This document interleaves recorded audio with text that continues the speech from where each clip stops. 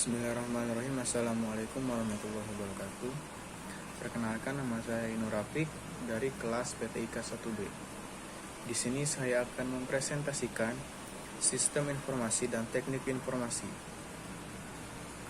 Yang terhormat kepada Bapak Nanang Abdurrahman selaku dosen pengampu pengantar teknologi informasi dan komunikasi. Untuk mempersingkat waktu, langsung saja saya akan membacakan materinya. Yang pertama, saya akan membacakan judulnya terlebih dahulu. Judulnya adalah Sistem Informasi dan Teknik Informasi atau disingkat SITI. Lanjut ke submateri yang pertama, submateri yaitu pengertian sistem informasi dan teknologi informasi. Kita akan menjelaskan terlebih dahulu secara umumnya. Pengertian sistem informasi adalah suatu sistem yang menyediakan informasi untuk manajemen pengambilan keputusan atau kebijakan dan menjalankan operasional dan kombinasi orang-orang. Teknologi informasi dan prosedur-prosedur yang terorganisasi atau sistem informasi diartikan sebagai kombinasi dari teknologi informasi dan aktivitas orang yang menggunakan teknologi untuk mendukung operasi dan manajemen. Sedangkan dalam arti luas, sistem informasi diartikan sebagai sistem informasi yang sering digunakan menurut kepada interaksi atau orang, proses, algoritmik, dan data teknologi. Selanjutnya, saya akan menjelaskan ruang lingkup sistem informasi dan teknologi informasi. Ya, secara ruang lingkup ya. Di sini yang pertama ada sistem informasi. Dalam pengembangan, pemanfaatan dan studi tentang sistem informasi perlu didudukkan secara komprehensif dengan mempertimbangkan ilmu komunikasi, manajemen dan teknologi informasi itu sendiri. Sebagai sebuah sistem informasi pada sebuah organisasi atau perusahaan menjadi bagian dari sistem pengambilan keputusan, Decision Support System atau DCS. Dengan meletakkan sistem informasi sebagai bagian dari manajemen, dipahami bahwa SI bertujuan untuk memfasilitasi proses pengolahan organisasi secara harian, tercatat dan memiliki kemampuan penyajian informasi secara tepat sesuai dengan metode bisnis yang berlaku pada sebuah organisasi. Mempertimbangkan hal tersebut, maka sangatlah layak jika dikatakan bahwa setiap SI belum tentu dapat digunakan atau kompatibel jika diberlakukan secara generik untuk organisasi yang berbeda. Baik, selanjutnya yaitu sub B, teknologi informasi. Yang pertama, ada input teknologi, yaitu segala perangkat yang digunakan untuk menangkap data atau informasi dari sumber asalnya. Contoh, teknologi ini antara lain barcode scanner atau keyboard. Selanjutnya ada output teknologi. Pada umumnya, informasi disajikan dalam monitor. Namun, kadang-kala pemakai menginginkan informasi yang tercetak dalam kertas atau hard copy.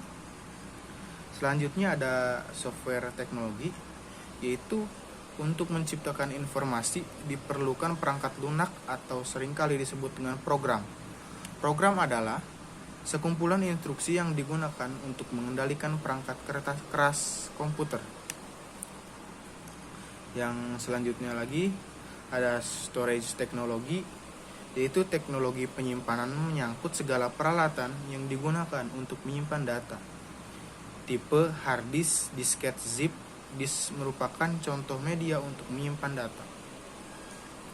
Nah, selanjutnya ada communication technology, yaitu teknologi komunikasi merupakan teknologi yang memungkinkan hubungan jarak jauh. Yang selanjutnya ada processing machine. Mesin memproses merupakan adalah bagian penting dalam teknologi informasi yang berfungsi untuk mengingat data atau informasi berupa komponen memori dan mengeksekusi program berupa komponen CPU.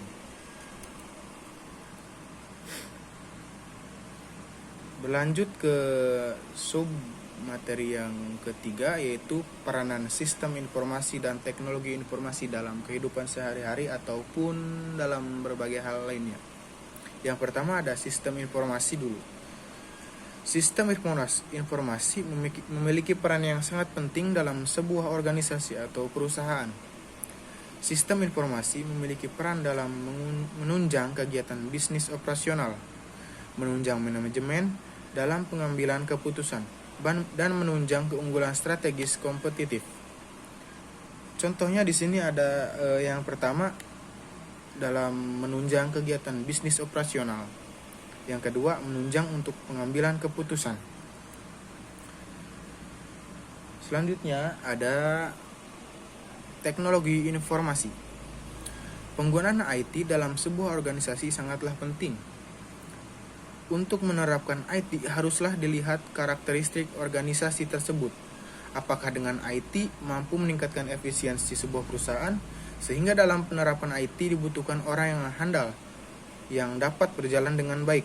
Ada 4 peranan mendasar teknologi informasi di sebuah perusahaan, yaitu yang pertama fungsi operasional, yang kedua fungsi monitoring and control, yang ketiga fungsi planning and decision, yang keempat fungsi communication.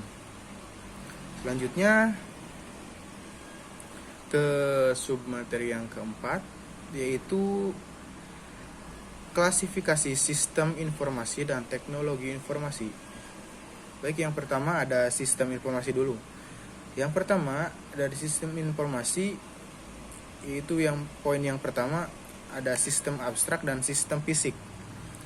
Di sini saya akan menjelaskan sistem abstrak terlebih dahulu, yaitu sistem yang berisi gagasan atau konsep. Contohnya sistem teologi hubungan manusia, alam, dan Allah Subhanahu wa Ta'ala. Yang kedua ada sistem fisik, yaitu sistem yang secara fisik dapat dilihat. Contohnya sistem komputer, sistem transportasi, dan sistem perguruan tinggi. Baik ya, dari sistem informasi yang kedua adalah sistem deterministik dan probabilistik. Dari sistem deterministik dan probabilistik ada poin-poinnya lagi, yaitu saya akan menjelaskan sistem deterministik. Sistem yang operasinya dapat diprediksi secara tepat, contohnya sistem komputer. Yang kedua, sistem probabilistik, sistem yang tidak dapat diprediksi dengan pasti karena mengandung unsur probabilistik. Contohnya sistem evapotranspirasi, sistem serapan hara, dan sistem fotosintesis. Yang ketiga ada sistem tertutup dan sistem terbuka. Contohnya ada sistem tertutup ya, pengertiannya adalah sistem yang tidak berhubungan dengan lingkungan dan tidak dipengaruhi oleh lingkungan. Contohnya sistem reaksi kimia dan tabung reaksi yang terisolasi. Yang kedua ada sistem terbuka. Pengertiannya adalah sistem yang berhubungan dengan lingkungan dan dipengaruhi oleh lingkungan. Contohnya sistem tanah.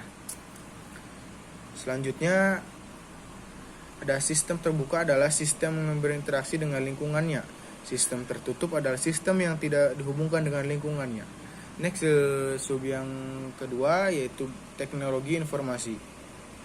Klasifikasi berdasarkan fungsi sistem. Teknologi informasi berdasarkan fungsi yang dikerjakan sistem dapat dibedakan menjadi 3, yaitu sistem teknologi informasi yang melekat atau yang disebut embedded IT system. Yang kedua ada sistem teknologi informasi yang khusus, yaitu dedikasi IT system. Dan yang terakhir sistem teknologi informasi serbaguna atau purpose IT system. Berikut ini penjelasan dari tiap-tiap klasifikasi di atas antara lain.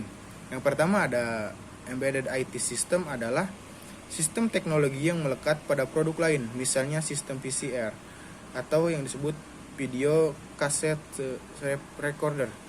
Memiliki sistem teknologi informasi yang memungkinkan pemakai dapat merekam tayangan televisi.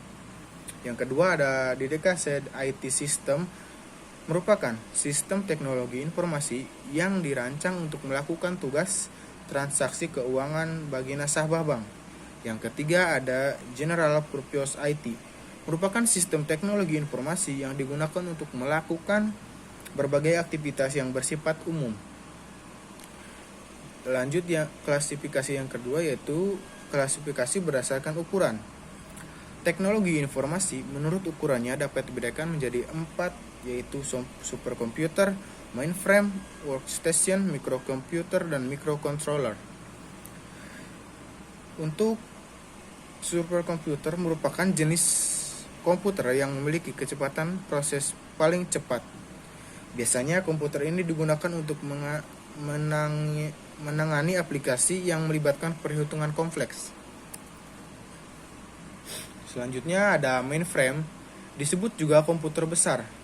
Mainframe merupakan jenis komputer yang digunakan pada perusahaan skala besar untuk menangani pemrosesan data dengan volume yang besar.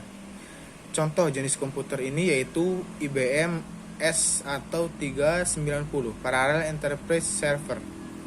Yang selanjutnya ada workstation computer, merupakan mesin yang powerful, yaitu di komputer ini segala pekerjaan dapat diselesaikan.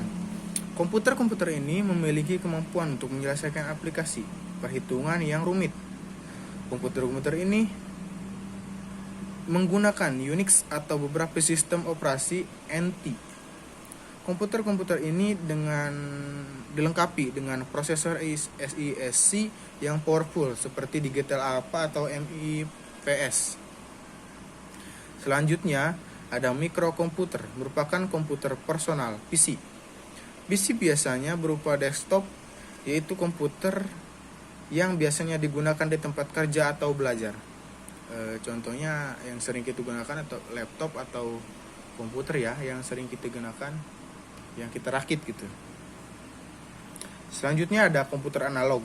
Biasanya digunakan untuk mengolah data yang sifatnya berkelanjutan, bukan berupa data angka, melainkan dalam bentuk fisik seperti arus listrik, temperatur, tekanan, dan kecepatan dan lain-lainnya. Selanjutnya ada komputer digital. Biasanya digunakan dalam mengolah data dalam bentuk angka atau huruf. Jenis komputer ini digunakan untuk aplikasi bisnis dan teknik. Contohnya laptop dan notebook. Nah, selanjutnya yaitu komputer hybrid, merupakan kombinasi antara komputer analog dan digital. Karena digunakan untuk aplikasi khusus, diperlukan komputer yang lebih cepat dari komputer digital dan lebih tepat dari komputer analog. Sekian materi dari saya, kurang lebihnya mohon maaf. Ditutup. Wassalamualaikum warahmatullahi wabarakatuh.